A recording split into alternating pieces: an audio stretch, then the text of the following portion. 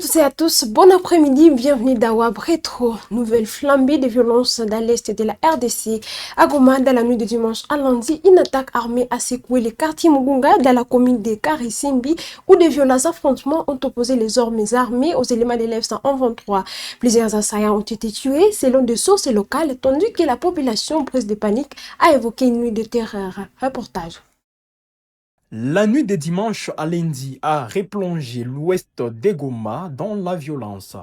À Mugunga, dans la commune de Karisimbi, des hommes armés ont mené une incursion suivie d'intenses échanges de tirs avec des éléments de l'AFC M23, faisant plusieurs morts et sémant la panique parmi les habitants. Selon des témoignages concordants, des détonations d'armes lourdes et légères ont retenti entre 23h et 1h du matin. C'était une nuit de terreur, rapportent des riverains, évoquant des combats d'une rare intensité dans cette zone déjà fragile. La confrontation aurait éclaté lorsqu'une patrouille de l'AFC M23 a intercepté les groupes. Des sources locales, dont celle proche de l'AFC M23, avancent un bilan plus précis de 13 combattants Wazalendo tués et 3 capturés. L'identité des assaillants soulève de nombreuses interrogations. Certains portaient des uniformes militaires, d'autres étaient en civil, mais tous étaient lourdement armés. Selon les mêmes sources, ils seraient venus du parc de Virunga. Les mêmes sources affirment qu'il s'agissait des combattants Wazalendo appuyés par des éléments de FDLR et que leurs objectifs étaient de piller des biens de la population, notamment des vivres. Sur le terrain, les habitants des quartiers de l'ouest de Goma décrivent une psychose persistante. Les affrontements impliquant des armes lourdes ont ravivé la peur dans une ville déjà marquée par une instabilité chronique. Cette attaque intervient dans un contexte sécuritaire particulièrement tendu. Moins d'une semaine auparavant, des tirs de drones avaient visé une résidence d'humanitaires, causant la mort de 3 personnes, dont une employée française de l'UNICEF. L'AFCM 23 et le gouvernement congolais continuent de se renvoyer la responsabilité de ces frappes, tandis qu'à Paris, une enquête a été ouverte par les parquets antiterroristes.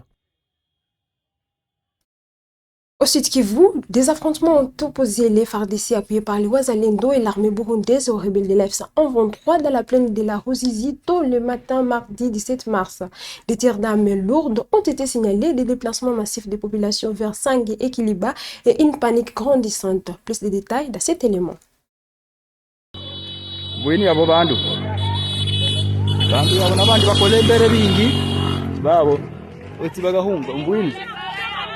Des violents affrontements ont éclaté tôt ce mardi 17 mars dans le plateau d'Uvira au Sud Kivu, opposant les forces armées de la RDC appuyées par le Wazalendo et l'armée burundaise aux rebelles de l'AFC M23. Ces nouveaux combats ravivent les tensions dans une zone déjà fragilisée par une insécurité persistante. Selon des sources locales, les hostilités se concentrent sur des axes stratégiques, notamment entre Bouriba et Kabunambo, ainsi que sur les collines de Kiamate. Des témoins sur place font état de l'usage d'armes lourdes de tirs nourris à la mitrailleuse, plongeant les populations civiles dans la peur. Face à l'intensité des combats, des mouvements massifs de populations sont signalés. Les habitants de Biriba et Kabunambo fuient vers la cité de Sangue, tandis que ceux de Runingu prennent la direction de Kiliba, cherchant à échapper aux violences. À Sangue, la situation devient de plus en plus préoccupante. L'afflux de déplacés combiné aux détonations d'armes qui résonnent à proximité alimente un climat de panique au sein de la population. Jusqu'à présent, aucun bilan officiel n'a été communiqué.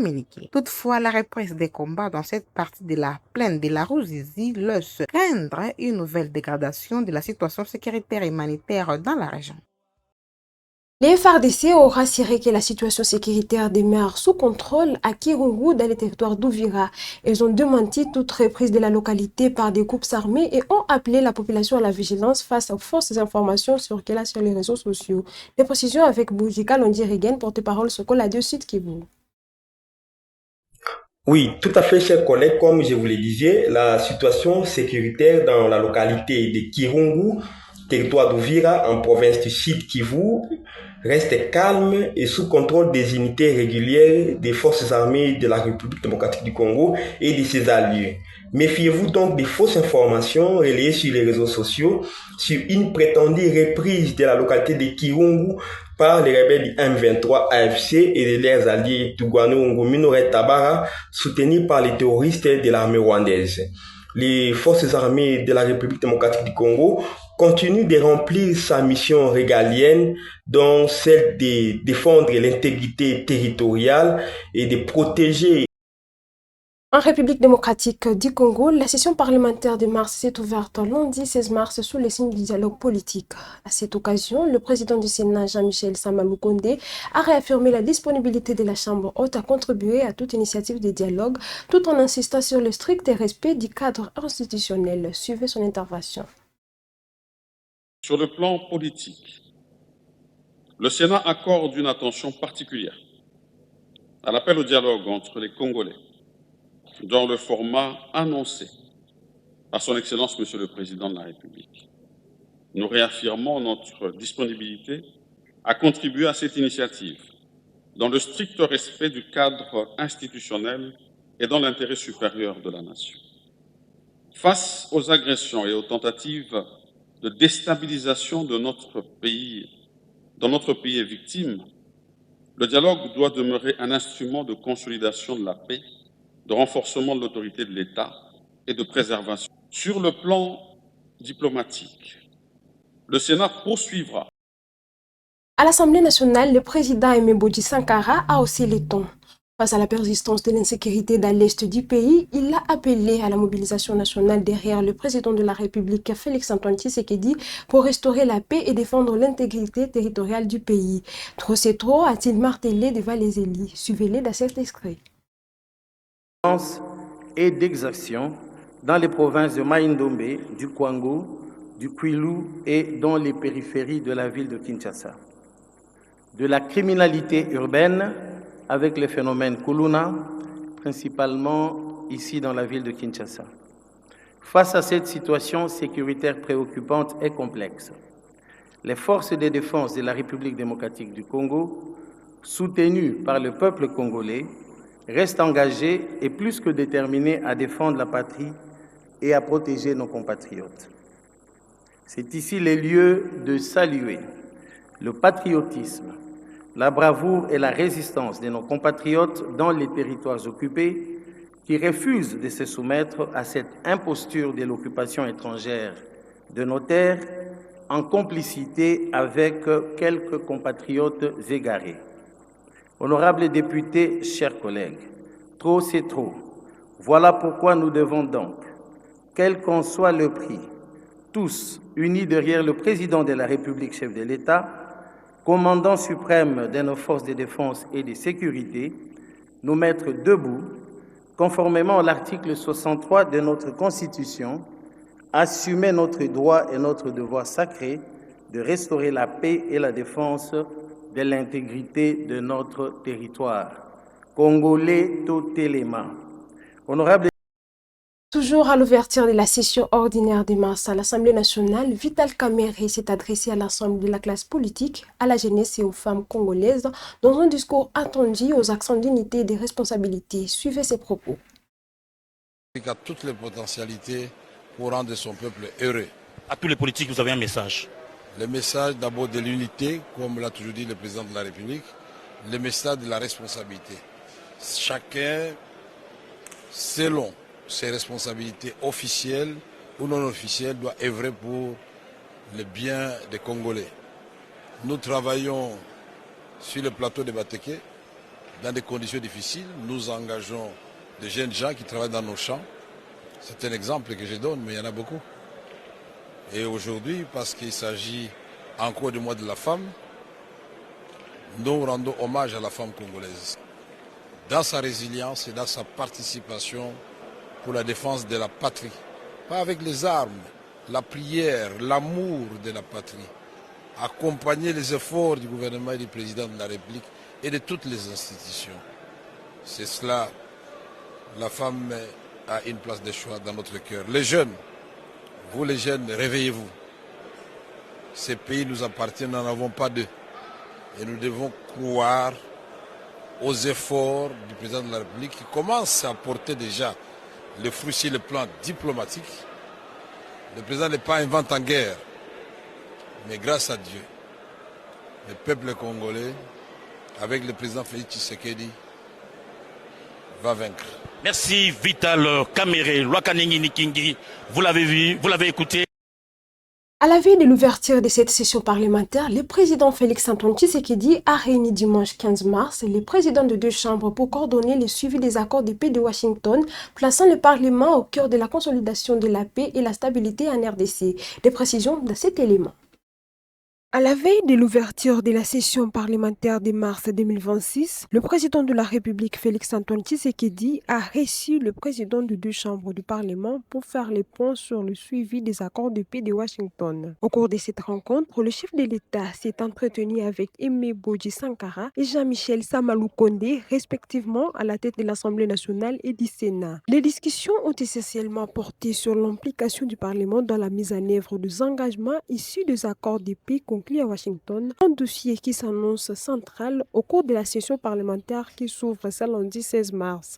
Les deux responsables institutionnels ont ici présenté au chef de l'État l'état d'avancement des démarches engagées au sein de deux chambres afin d'accompagner et de soutenir des initiatives visant à consolider la paix et la stabilité dans les pays. Cette rencontre traduit la volonté des institutions de la République de coordonner leurs actions autour de la mise en œuvre des engagements diplomatiques et politiques pris par la RDC sur la scène internationale. Bahati Lukwebo Modeste n'est plus deuxième vice-président du Sénat. En cause, une sortie médiatique jugée responsable au sein de l'Union sacrée, dans laquelle il s'opposait au projet de révision constitutionnelle porté par le président Félix-Antoine Tshisekedi. Alors qu'une procédure de destitution s'est profilée, le lieu du Sud Kivu a préféré se retirer de lui-même. Les détails de cet élément. Coup de tonnerre au sommet des institutions congolaises. Bahati Lukwebo Modeste a démissionné de son poste de deuxième vice-président du Sénat sous pression de ses collègues. Une sortie précipitée qui intervient dans un climat de forte tension politique au sein de la majorité.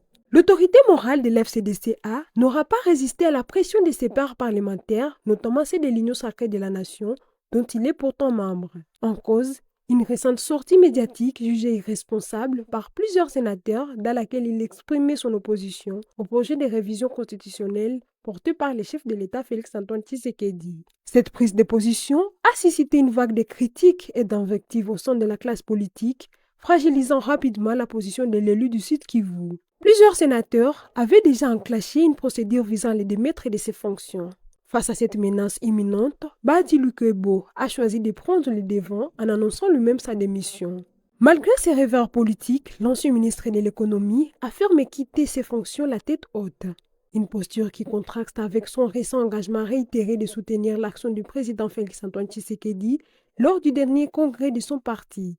Cette démission, est claire, met en lumière les lignes de fracture persistantes au sein de la majorité présidentielle, notamment autour de la question sensible de la réforme constitutionnelle. Elle ouvre également une période d'incertitude quant à la recomposition des déséquilibres politiques au Sénat, dans un contexte déjà marqué par des tensions internes croissantes.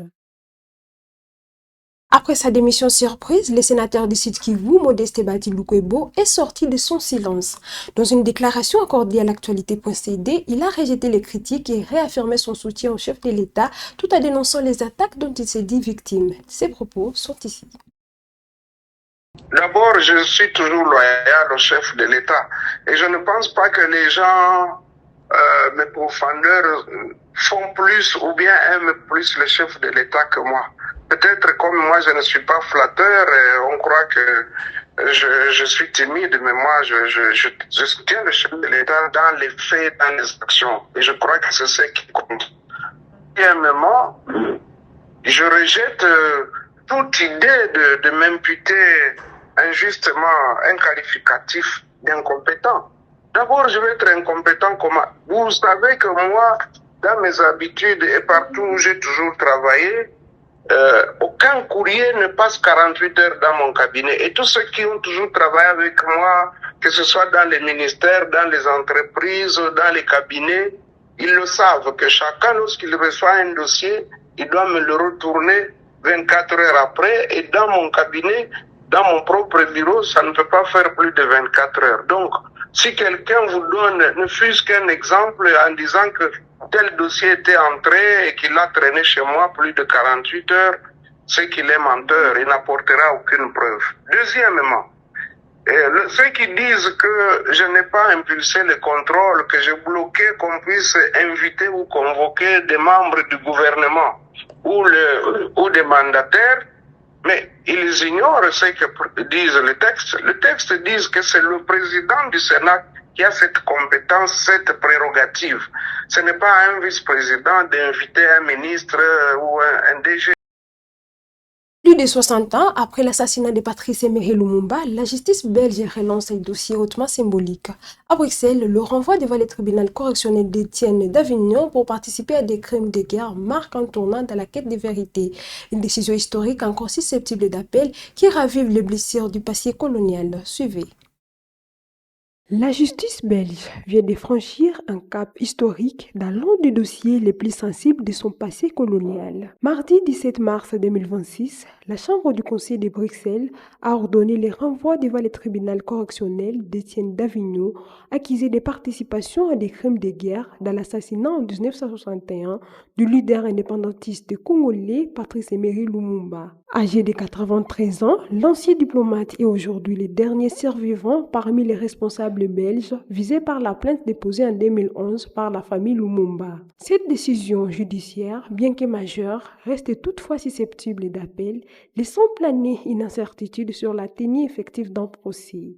Au cœur de l'accusation, une implication présumée dans les décisions politiques et diplomatiques ayant conduit à l'élimination du Premier ministre au ministre du Congo indépendant. Les avocats de la famille Lumumba évoquent une entreprise criminelle commune, s'appuyant notamment sur les téléx diplomatiques considérés comme de preuves écrites accablantes. L'assassinat de Patrice Emery Lumumba, le 17 janvier 1961, demeure l'un des épisodes les plus controversés de l'histoire postcoloniale. Figure emblématique de l'indépendance congolaise, il avait été renversé puis exécuté dans un contexte de tensions internationales et d'ingérences étrangères à pleine guerre froide.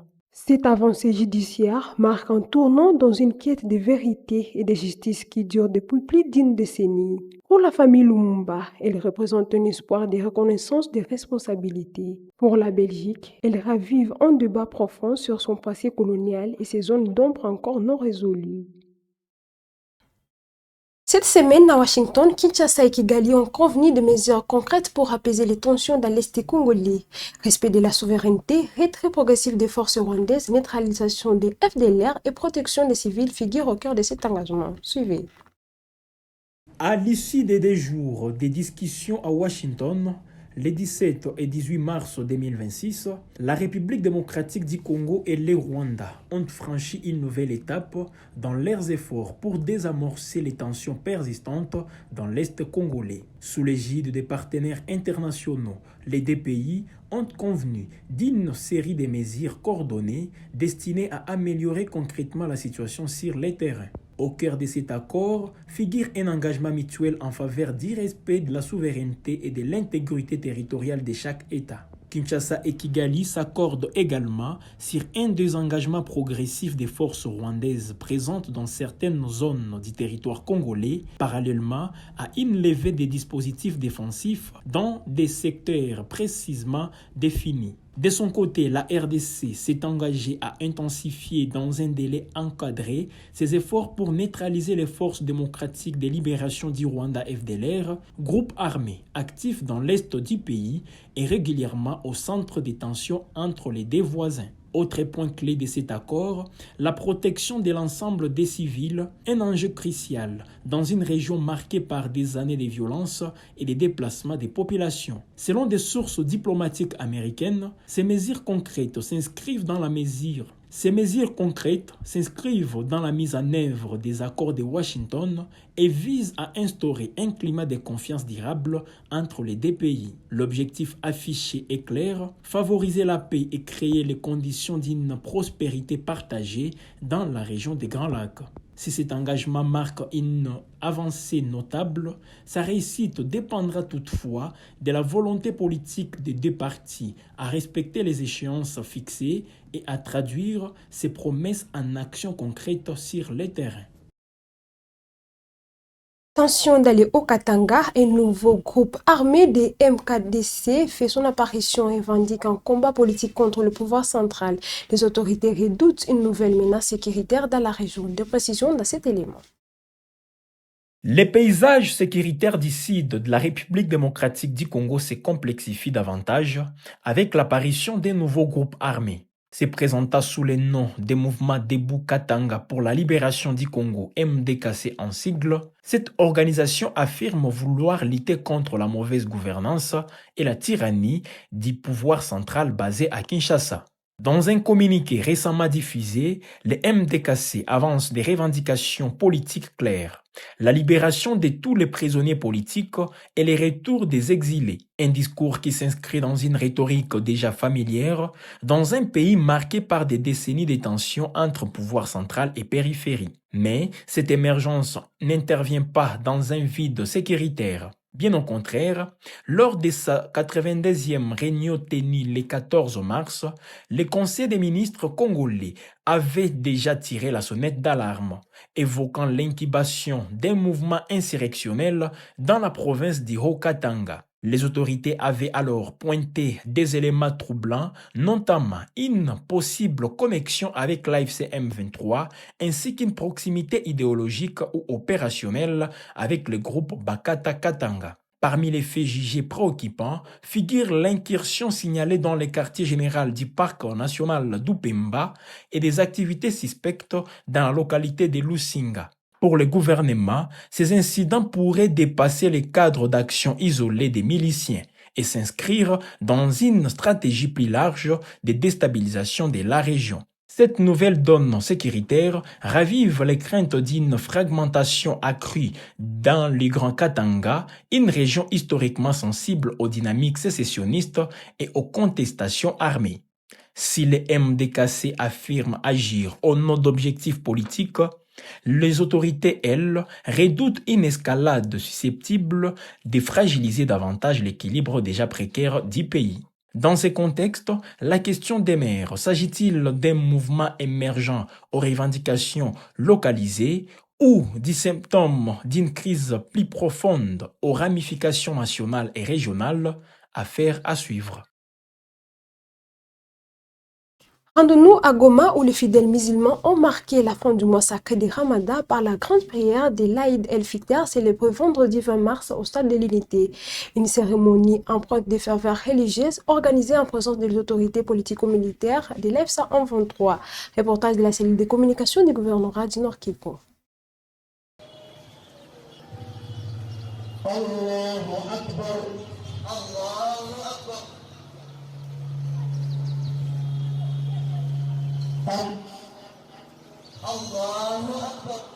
La communauté islamique en République démocratique du Congo, Comico, entité islamique du Nord Kivu, a clôturé ce vendredi 20 mars 2026 au stade de l'unité de Goma, le mois sacré de Ramadan, par une prière de l'Eid el-Fitr devant plusieurs fidèles musulmans et autorités politico-militaires de l'AFC M23.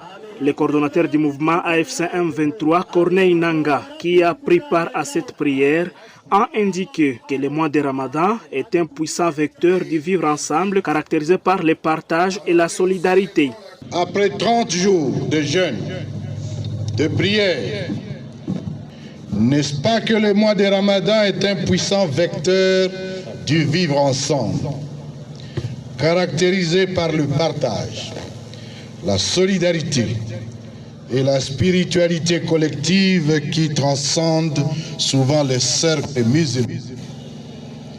Ces temps forts favorisent le rapprochement social, le repas partagé et la générosité envers le plus démuni, renforçant la cohésion communautaire. Chers frères musulmans, nous vous prions de partager le vivre ensemble que l'islam enseigne à travers des valeurs de tolérance, de fraternité universelle, de justice et de solidarité, visant une coexistence pacifique entre musulmans et non-musulmans, sachant que les enseignements islamiques insiste sur le respect mutuel, l'acceptation de l'altérité et la paix.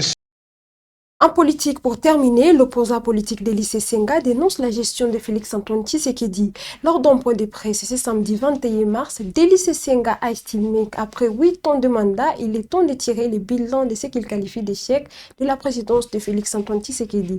Suivez son intervention dans cet extrait. Que M. Tshisekedi dirige notre pays.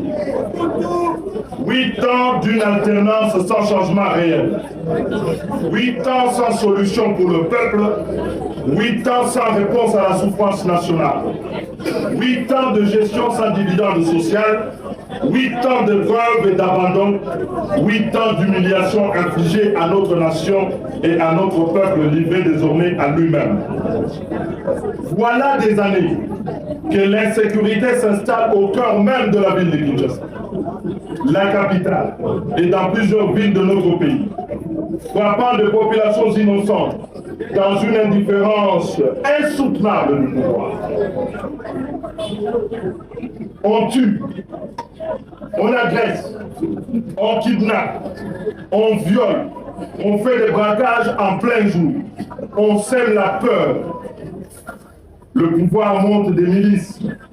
Et ceux qui gouvernent font semblant de ne rien voir, ne rien entendre, ne rien ressentir. Pour eux, il ne se passe rien et tout va dans le meilleur du monde. Ces 8 ans lourds de sacrifices, imposés à notre peuple au profit d'un système de jouisseurs, de jouissance, d'enrichissement d'une minorité de la classe dirigeante, a pris le pays en otage. 8 ans d'inefficacité, 8 ans d'incompétence et d'incapacité à accomplir ces missions minimales. Les fonctionnaires et les agents de l'État enregistrent plusieurs mois de salaire impayés. N'est-ce pas vrai? Les embouteillages étranges de la ville de Kinshasa, pendant qu'un pouvoir arrogant traverse la misère du peuple au son de sirènes et sous l'éclat de gyrophares, mais incapable de réguler la circulation routière et l'ordre public. Kinshasa s'enfonce dans l'insalubrité indigne d'une capitale, au milieu de déchets, du désordre et l'abandon de routes défoncées, un désordre de l'espace urbain que le pouvoir fait semblant de découvrir au détour d'un conseil de ministres pour ne pas assumer le désastre de son incurie. Oui, 8 ans de souffrance, c'est trop. 8 ans de souffrance, cela suffit. 8 ans de souffrance appellent désormais un bilan. Et M. Tshisekedi doit répondre de son bilan. Ce bilan n'est pas le bilan de mi-parcours. Le bilan, c'est le bilan d'une fin de règne. Le bilan d'un pouvoir défaillant. Le bilan d'une responsabilité écrasante de l'insécurité, de la désorganisation et de la détresse de notre peuple. Chers compatriotes,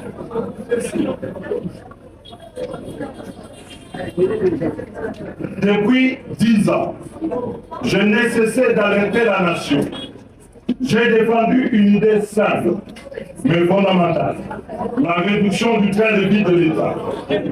Mesdames et messieurs, c'est la fin de cette page rétro. Merci d'être au rendez-vous. C'est votre première fois de nous suivre. Veuillez vous abonner à la chaîne. Surtout, n'oubliez pas de liker, partager et commenter ces actualités. Rendez-vous prochain numéro.